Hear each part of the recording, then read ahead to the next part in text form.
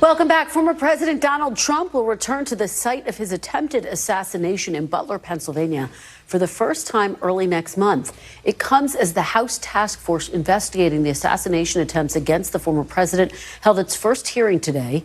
Committee Chair Mike Kelly, who represents the Butler area, asked witnesses representing local law enforcement if they felt adequately prepared by the Secret Service on July 13th. We were certainly prepared for the missions that they had given us. There were additional things, obviously, that probably needed covered, but they never asked us to do that. I feel that with them being the lead and we were in a request assist function, we provided what they asked for and we secured the inner perimeter of the farm show grounds.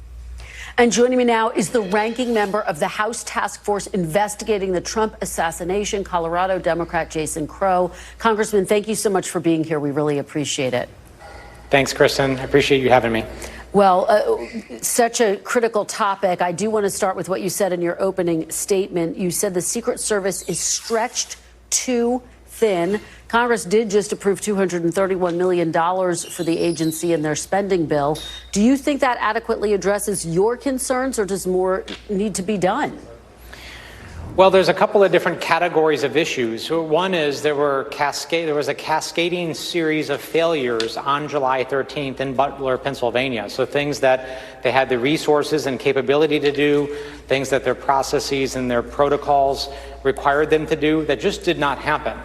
So that raises the question about training, about command and control, and about culture. The second issue is one about resources. You know, the Secret Service is undoubtedly stretched very thin.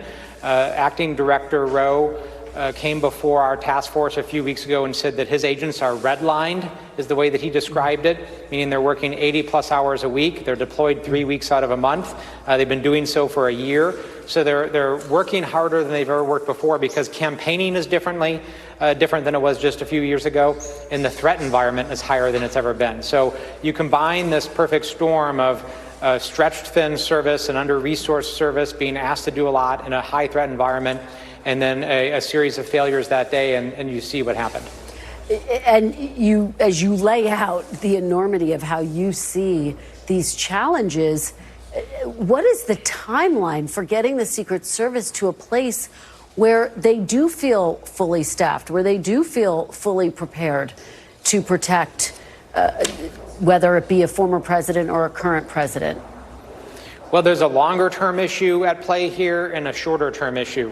The longer term is, the size of the Secret Service, whether they're training, whether their paradigm of how they provide security and work with local law enforcement and other agencies is actually the right method and the paradigm for the 21st century and the threats that we face. That we are looking at, but we're also predominantly looking at right now the short-term challenges between now and the election. We want to make sure that elected officials are safe, and that's why we are digging in. We're providing oversight as quickly and expeditiously as possible, and that's also why Congress unanimously passed that $230 million, because you can't mass-produce Secret Service agents. It actually takes years to recruit them, to vet them, to train them, to get them on a presidential detail, 5 to 7 years actually at minimum. So the question is now, with this additional resourcing, can they rely on Department of Defense and other federal agencies to backfill and provide additional security in the near term? Your colleagues in the Senate released a report that in part pointed to a lack of communication between the Secret Service for the assassination attempt in Butler, Pennsylvania. Do you believe that the Secret Service, that lack of communication is ultimately to blame? Well, that was one really critical failure. There's no doubt about that. So I'm a former Army Ranger. I served in Iraq and Afghanistan, and I learned that in operations like this, whether it's a military operation or a sophisticated law enforcement operation, command and control, so unity of command, but communication are essential. Without it, you can't do anything. And it was really clear there wasn't unity of command. There were multiple command posts. They weren't talking to each other. The different agencies on site that day didn't even have communications that were interoperable. The perimeter was not secure. The perimeter that was secure was too small. There was no drone coverage. There were many, many different things that went wrong that day, and we're looking at all of them. The House voted to expand the scope of the task force to also obviously look at the second assassination attempt as well. Will that be incorporated? How will that factor into the work that you all are doing there?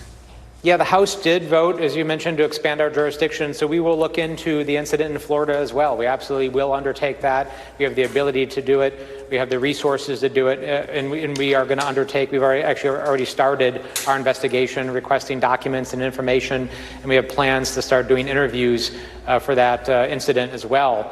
They're very different incidents, however. You know, we have in Butler, Pennsylvania, a scenario where it was very apparent numerous failures by the Secret Service. In Florida, there's no evident failure, right? Actually, their system appeared to have worked as designed, and the plot was indeed foiled. So, but we're going to look at that. We're not going to take anything for granted, and we're going to make sure that everything did indeed go right, and whether there's a resourcing question as well. Yesterday, former President Trump seemed to suggest there was a link between Iran and these assassination attempts, even though authorities have indicated there isn't one. Just to be clear, have you seen any indication, or at this point, do you think that there is not one, that these are separate and unrelated incidents? Well, we haven't seen any indication in the Butler event, and it's too early in our investigation to tell any connection in the Florida event. We just have started that in the past week, and we have to undertake the first phase of that investigation. But what we do know is that Iran is showing an intent and actually taking some actions to attempt to harm or potentially assassinate current and former elected officials. And that is, both Democrats and Republicans, so this knows no party, but they certainly are showing their desire to do that in retaliation for the strike against Soleimani, their commander of the Special Republican Guard, or the Iranian Revolutionary Guard under the Trump administration. So they've looked for many years to try to retaliate for that. And there is some intelligence that shows that they're looking for opportunities to do so. So we have to be vigilant. This is serious stuff. Mm-hmm. We can't allow that to happen, obviously. And we're going to take it seriously and make sure that we're addressing it accordingly. And Congressman, just finally, with the last 30 seconds we have here, as you know, former President Trump has also blamed some of the rhetoric, Democrats, for calling him a threat to democracy. What is your response to that? No, Democrats have uniformly rejected and condemned political violence, from President Biden to Vice President Harris to Hakeem Jeffries to me and all my colleagues. We've been very, very clear about that. And Americans can understand the difference between political rhetoric and having fierce debates and tough debates and calling for violence, and we certainly do not do that. Congressman Jason Crow, thank you so much. We really appreciate it.